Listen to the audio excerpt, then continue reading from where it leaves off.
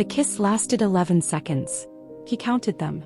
She didn't mean to, but her mind did what it always did. Catalogued, measured, filed. 11 seconds of his mouth against hers, his hand curved along her jaw like he already knew the shape of her, like he had rehearsed this in 100 quiet moments she hadn't been present for. 11 seconds before the door handle turned and the world came crashing back in. She stepped away so fast she knocked into the edge of her desk. The student who walked in saw nothing. Just a professor and her student, standing on opposite sides of a classroom. Perfectly ordinary. Perfectly innocent. But Amara's heart was slamming against her ribs and Mori Jin was looking at her with those calm, dark eyes. Not guilty, not panicked, just certain, the way he always looked. And she knew with a clarity that terrified her, that 11 seconds had just changed everything. She also knew something else. He had a girlfriend. And she was about to lose everything she had ever worked for. The semester always began the same way for Dr. Amara Arosen. A cup of black coffee, a stack of freshly printed syllabi, and a quiet 10 minutes alone in her classroom before the students arrived. Those 10 minutes were sacred. The calm before the noise, the stillness before 30-odd young adults filled the room with their energy and their half-formed opinions and their varying degrees of enthusiasm for 19th-century British literature.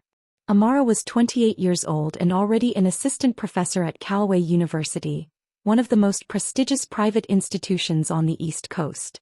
She had published 2 papers before she turned 25, defended her doctoral thesis with distinction, and earned her position entirely on the strength of her mind.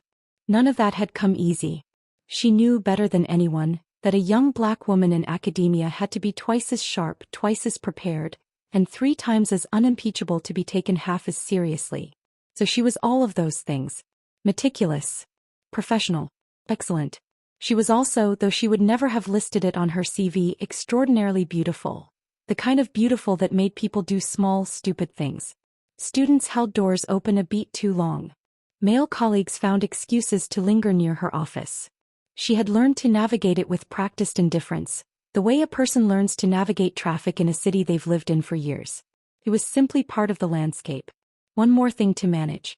She arranged the syllabi into neat stacks on the corner of her desk, wrote the course title on the board in her clean, precise handwriting, Ingle 204, narrative form and the novel, and settled into her chair with her coffee. Room 114 of the Whitmore building had good light in the morning. That was one of the things she appreciated about it. Students began filtering in at 8:58, 2 minutes before the hour, because Callaway students were generally the kind of people who arrived early to things. They took their seats, opened laptops, and murmured to each other in the self-conscious way of people who didn't yet know if they were going to like each other. Amara watched them without appearing to watch them. He was good at that.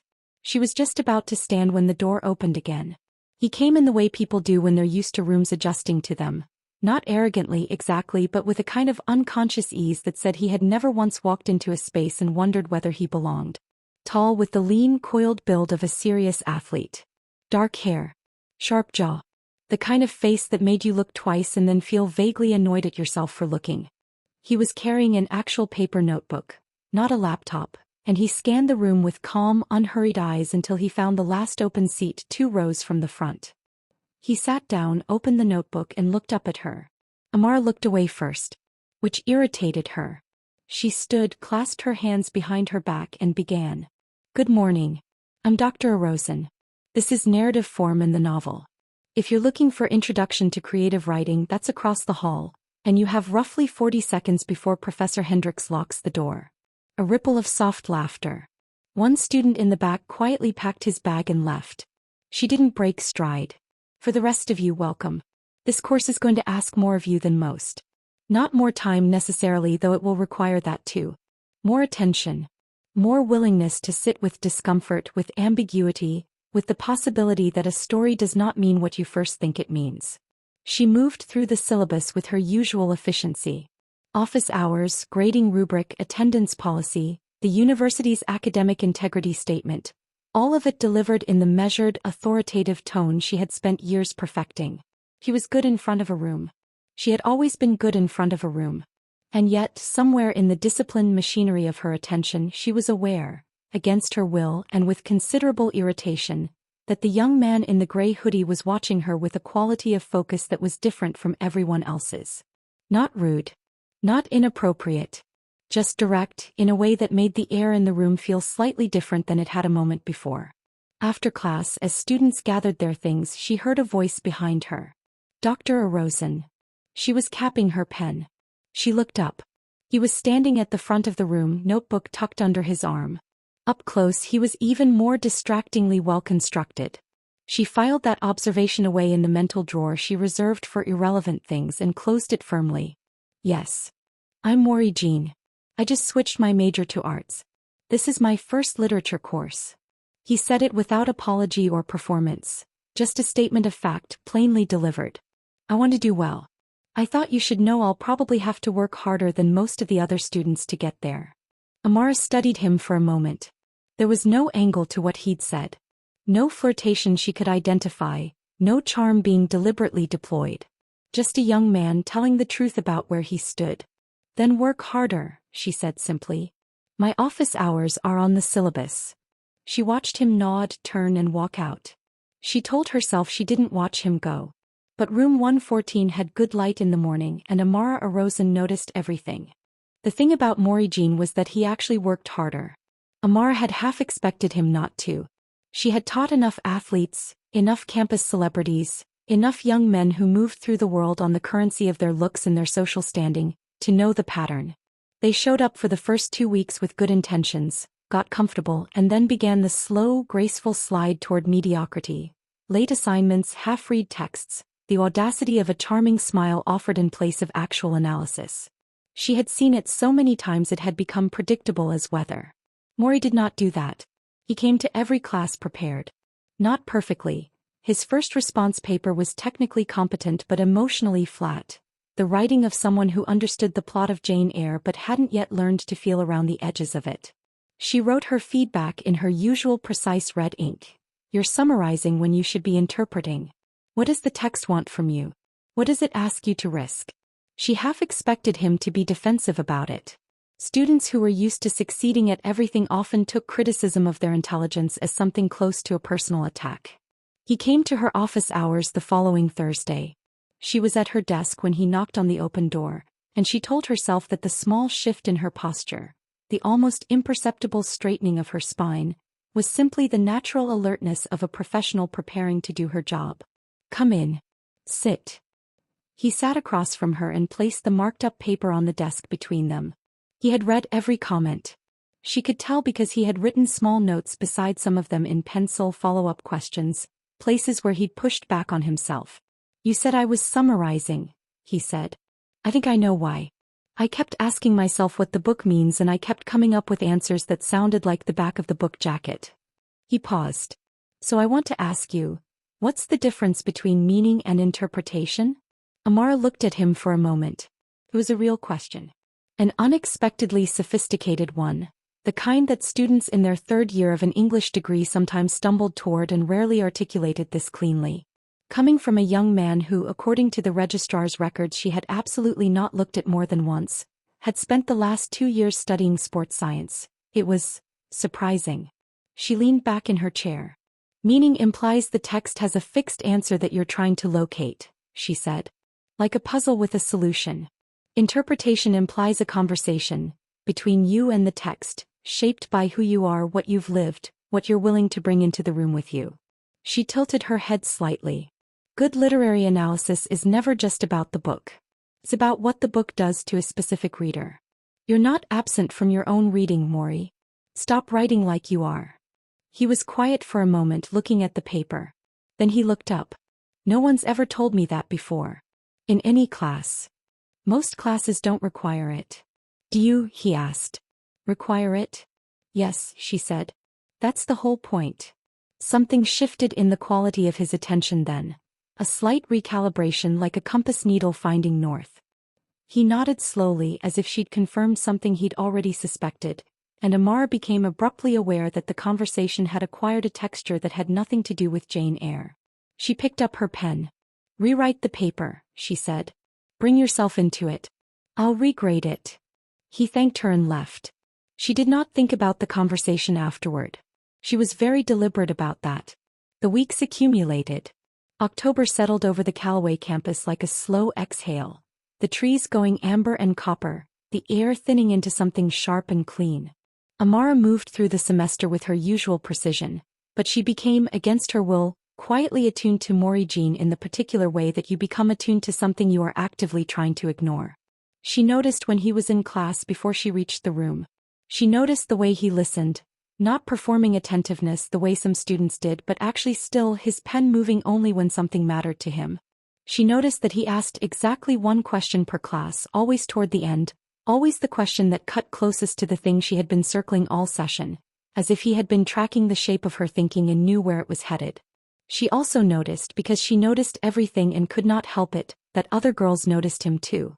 He existed in the social ecosystem of Callaway the way certain people do, not by trying but by being the kind of thing that other things orbit. She had overheard two of her own students discussing him in the hallway outside her classroom before class one morning, their voices carrying the particular brightness of people talking about someone they find beautiful. She had walked past without reacting. She was very good at walking past things without reacting.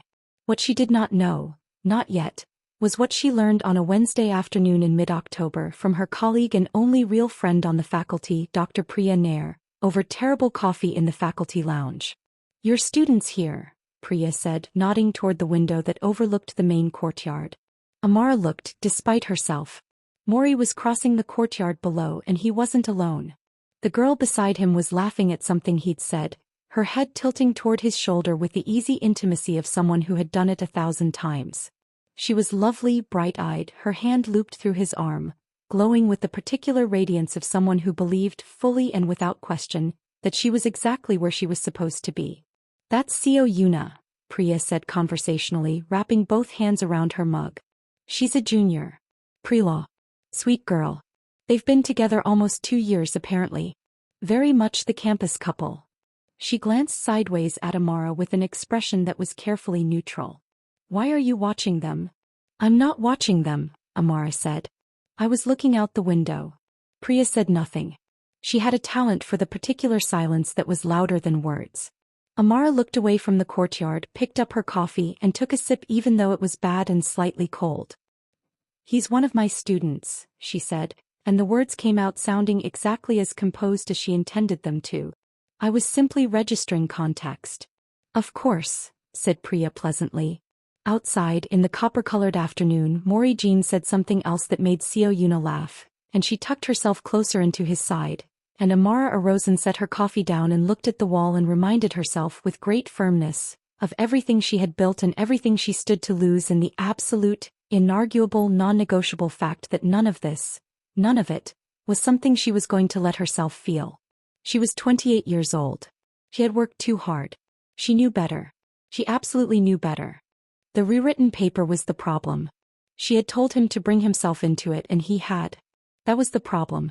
She read it on a Sunday evening at her kitchen table with a glass of wine she kept forgetting to drink, and by the third paragraph she had set down her red pen entirely because there was nothing to correct.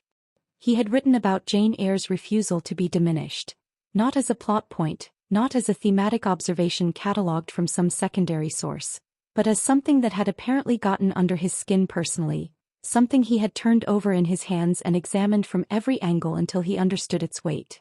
"She doesn't leave because she stops loving him," he had written. "She leaves because she knows that staying on those terms would cost her the part of herself that makes her worth loving in the first place." I didn't understand that the first time I read it. I think I do now. Amara sat with that sentence for a long time. Then she wrote excellent. This is what interpretation looks like at the top of the page, gave it the A it had earned, and poured the wine down the sink because she had a 7 a.m. faculty meeting and she needed to sleep and she was absolutely not going to sit alone in her kitchen thinking about what Mori Jin understood about love and self-preservation. He slept poorly. That was unrelated. He started staying after class. Not always. Not in a way that was obvious or dramatic or that she could have reasonably objected to. He was a student with questions and she was a professor whose stated office hours were Tuesdays and Thursdays but who regularly remained in the classroom for 15 or 20 minutes after the hour available because that was the kind of professor she was. The kind who stayed. The kind who meant it. So he stayed too, sometimes with genuine questions that led to genuine conversations, and she answered them the way she answered all her students' questions. with precision, with rigor, with the full force of her considerable intelligence. And she told herself that there was nothing unusual about any of it. The first time he made her laugh, she was furious at herself for 3 hours afterward. It was a Thursday in early November, gray outside, the radiator in room 114 making its usual sounds of mechanical suffering. They had been talking about Kazuo Ishiguro. Never Let Me Go, the way the novel withholds its cruelest information not to deceive the reader but to replicate the experience of the characters, who have also withheld the worst knowledge from themselves for as long as they possibly can. It's like the whole book is about the thing no one will just say out loud, Mori said.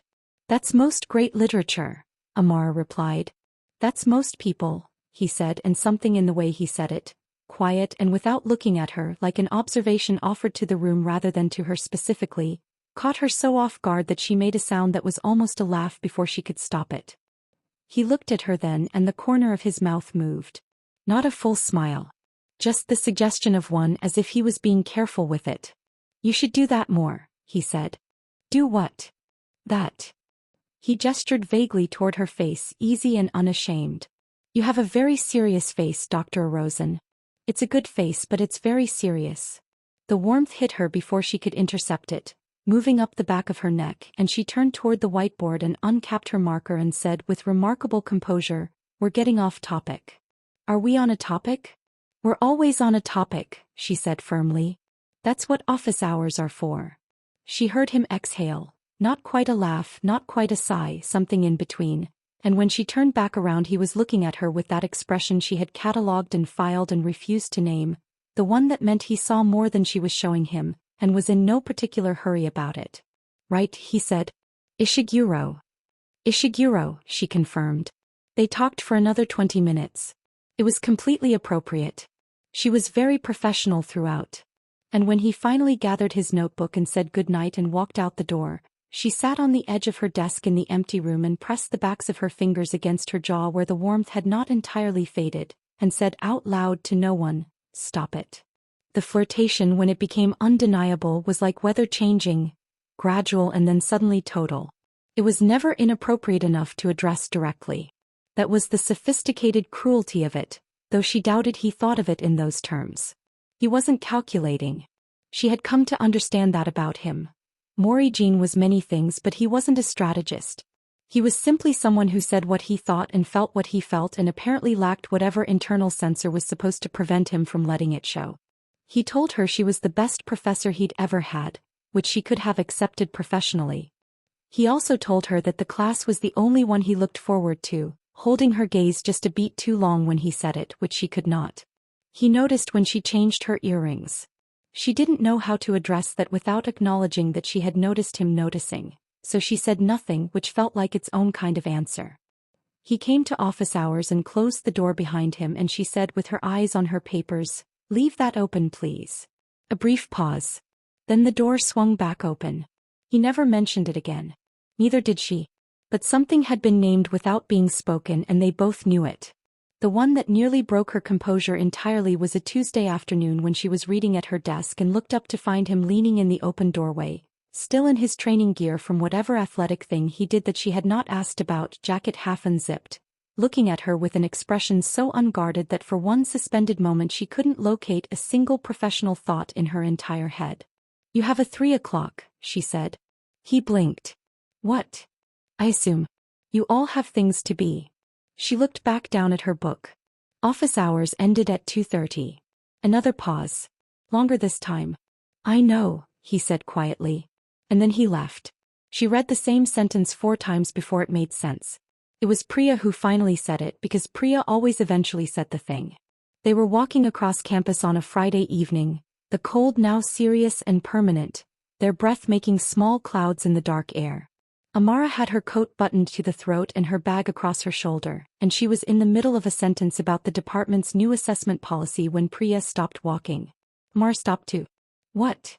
Priya looked at her with the expression of someone who has been patient for a very long time and has decided, with some reluctance, that patience is no longer serving anyone. Amara. What?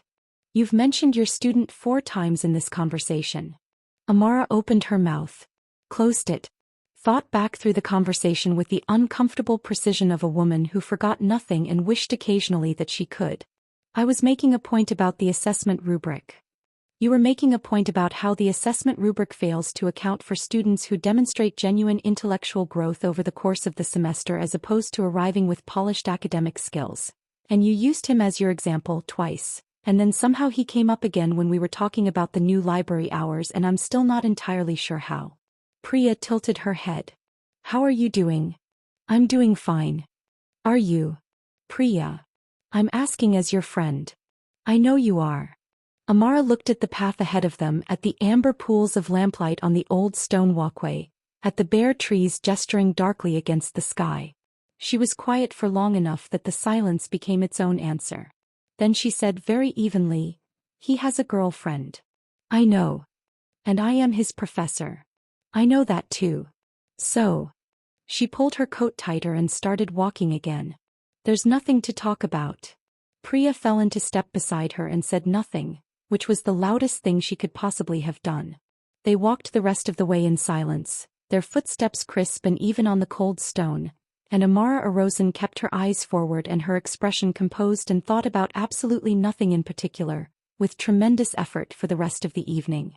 It started with a storm. November had been cold but manageable. December arrived like a door being slammed, sudden, forceful, final. The kind of cold that made the Callaway campus feel smaller, driving people indoors, compressing the usual distances between things. Classes were winding toward finals. Students moved through the hallways with the particular energy of people under pressure, caffeinated and slightly desperate, and Amara had never been more grateful for the structure of end-of-semester work. Papers to grade. Assessments to design. A schedule packed tight enough that there was no room for anything that wasn't strictly professional. He was doing well. She told herself that every morning while she made her coffee, and by the time she got to campus she almost believed it. The storm came on a Thursday. It rolled in fast the way December storms did in this part of the country, gray sky going dark by early afternoon, the first hard pellets of sleet tapping against the Whitmore building windows during her 2 o'clock class, and by 3:30 when the last of her students had filtered out, it had become something serious. Wind driving sheets of icy rain sideways across the courtyard, the campus walkways already glazed and empty, the kind of weather that made the world feel sealed off from itself. Amara stayed at her desk. She had papers to mark and no particular desire to walk across campus in a storm, and her apartment was 15 minutes away on a good day, and tonight was not going to be a good day.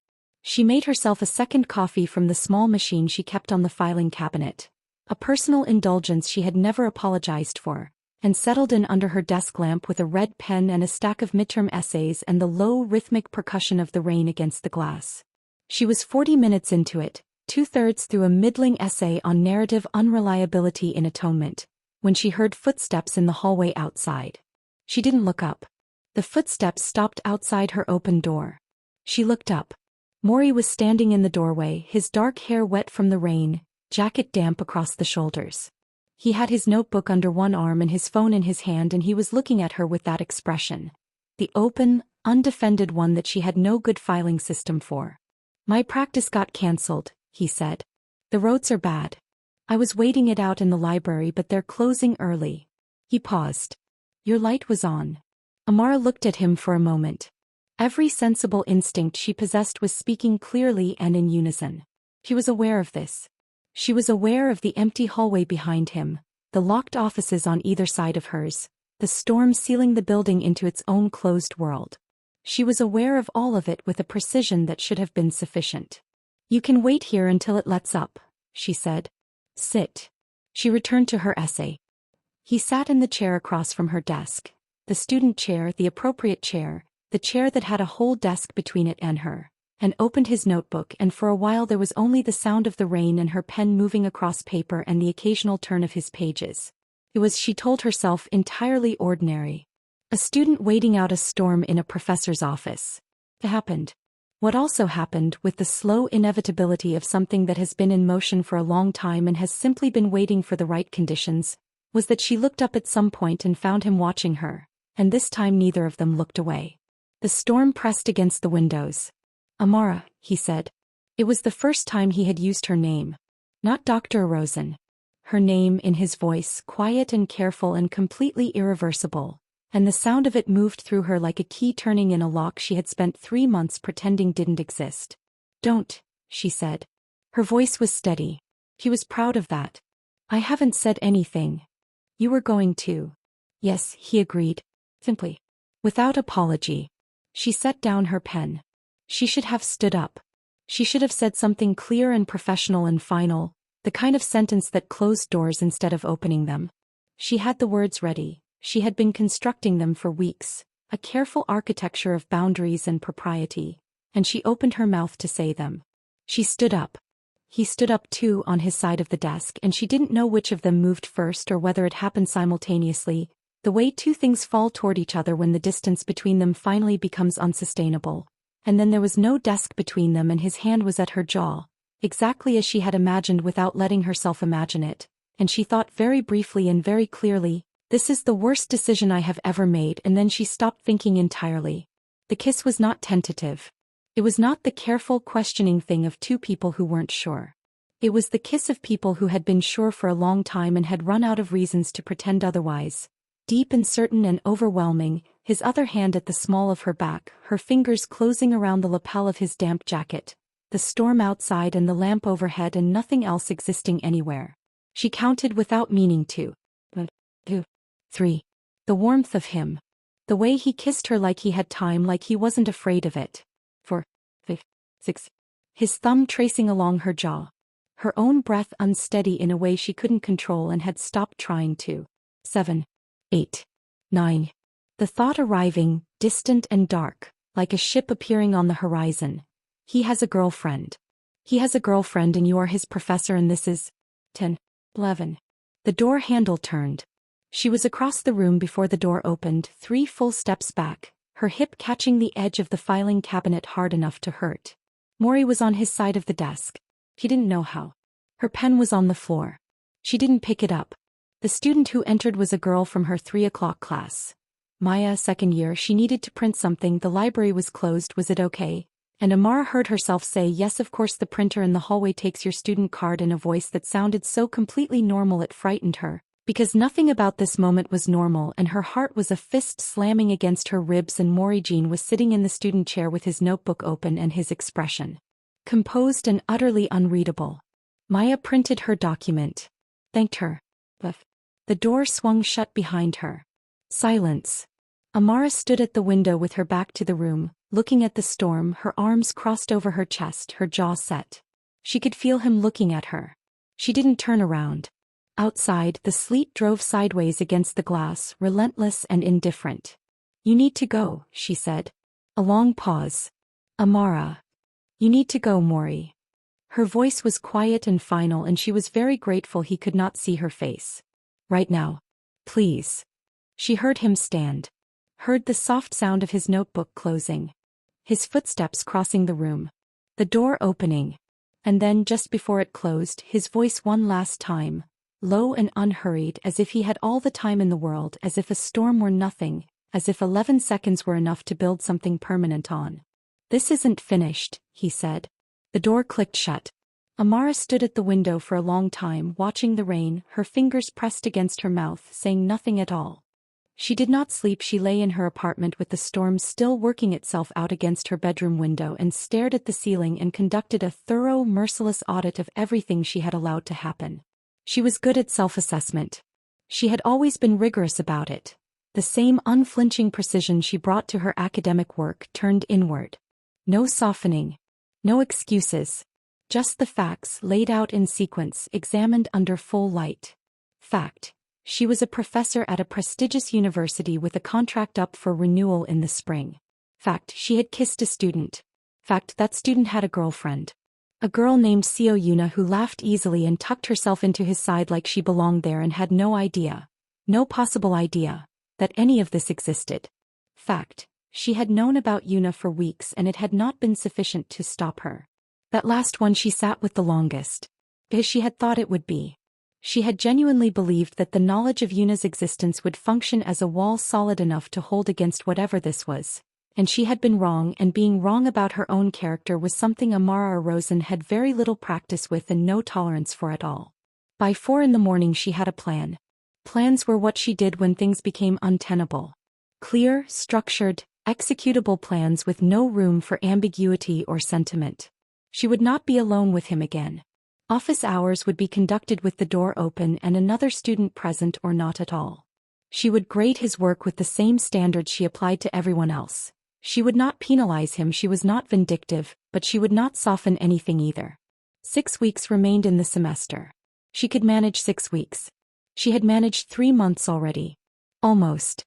And after the semester ended, she would request that he be assigned to a different faculty advisor for his arts coursework going forward, citing, truthfully, that her specialization in 19th and 20th century literature was not the best fit for wherever his interests were developing. Plain. Professional. Irrefutable. She lay in the dark and told herself the plan was solid. He almost believed it. Monday came with pale winter sunlight and frozen puddles on the Whitmore building steps and Amara in her best coat, her notes perfectly organized, her expression composed into the professional mask she had spent years perfecting. She taught her 9 o'clock seminar on modernism with the focused precision of someone doing an extremely complicated thing and making it look effortless. She answered emails. She attended a department meeting. She drank her coffee. Mori was not in her 9 o'clock. He was in her 11. She was aware of the 11 o'clock the way you are aware of a dental appointment. A specific timed thing in the near future toward which time is moving whether you want it to or not. She prepared for it the way she prepared for everything. Thoroughly, deliberately, leaving no space for improvisation. He came in with the other students. Sat in his usual seat. Opened his notebook. If he felt the weight of what Thursday had been, he didn't show it in any way she could have pointed to and named. He looked the same as he always looked. Attentive, present, the quality of his focus undisturbed. She taught the class. Wolf today, to the lighthouse. The way time behaves differently inside a consciousness than it does in the external world. The gap between what is felt and what is visible, what passes in a moment and what takes years. She talked about it with the conviction of someone who had prepared well and understood the material and was absolutely not experiencing the precise phenomenon Wolf was describing in real time. She did not look at him more than she looked at anyone else. She did not look at him less either because that would have been its own kind of signal. When class ended and students gathered their things, he didn't stay. He filed out with everyone else and she told herself the loosening in her chest was relief. It wasn't relief. The note appeared on Wednesday. Not dramatic. Not a letter slipped under her office door or anything that could have been called reckless. Just a single sheet of paper placed face down on her desk sometime between her 8 o'clock and when she returned from the faculty copier at 9:15, which meant he had come during the window when her door was unlocked and she was down the hall. 40 minutes. He had timed it or gotten lucky and she couldn't decide which version troubled her more. She turned it over. His handwriting was clean and spare, the handwriting of someone who thought before they wrote and meant what they put down. I've been trying to figure out what to say that isn't the wrong thing. I haven't found it yet. But I think you should know that what happened Thursday wasn't an accident for me. It wasn't an impulse. I've thought about telling you that for a long time and I kept not telling you because I knew what it would cost you and I didn't want to be something that cost you anything. I still don't. But I also can't pretend it didn't happen. I'm not asking you for anything. I just needed you to know. Amara read it twice. Then she folded it precisely in thirds, put it in the inside pocket of her bag, and sat at her desk for a moment with her hands flat on the surface in front of her, very still, the way she sometimes sat before beginning something difficult. Then she opened her laptop and pulled up the semester's remaining schedule and got back to work. She did not throw the note away. That was the thing she couldn't explain even to herself. She was disciplined and she was principled and she had a plan and the plan was good and she could see the end of the semester from here. 6 weeks reduced now to 5 and 5 was manageable, 5 was nothing, 5 was a number she could cross like a distance. She did not throw the note away. It was Priya who told her about the girlfriend.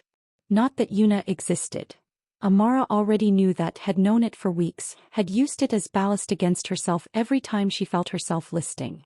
What she didn't know, what Priya mentioned on a Thursday afternoon in the faculty lounge with the careful casualness of someone who had decided that a friend needed information more than she needed comfort, was that Mori and Yuna had broken up.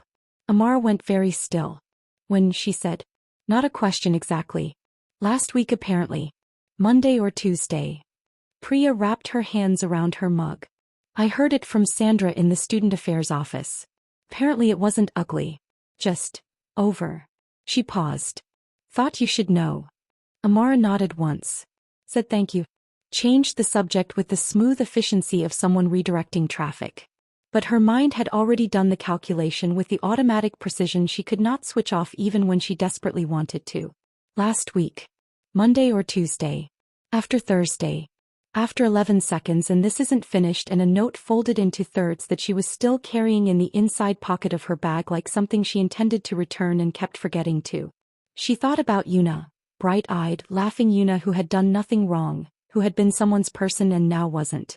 And the question she couldn't answer and couldn't stop asking was whether Thursday had been a symptom of something already breaking or whether she herself was the reason it had broken. And she didn't know which answer she was more afraid of. She was alone in room 114 on a Friday evening when he appeared in the doorway. She had stayed late again, always staying late, the Whitmore building her last refuge, her stack of papers her reason. The campus was quiet.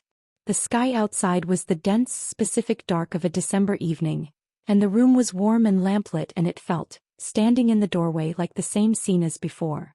Like the storm had simply paused and resumed. "I heard you know," he said. No preamble. He didn't do preamble. Amara set down her pen.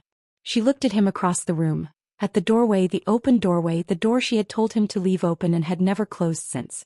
"Mori, I need you to know it wasn't because of you," he said. "I need that to be clear. Yuna and I, that had been coming for a long time. Before this class. Before any of this." His jaw tightened slightly. "I didn't end it because of Thursday. I ended it because it was already over and I had been too much of a coward to say so." Amara looked at him for a long time. She thought about everything she had built. The position, the papers, the years of relentless precision. The plan she had made at 4 in the morning that was still good and still solid and still the right thing. He thought about Yuna.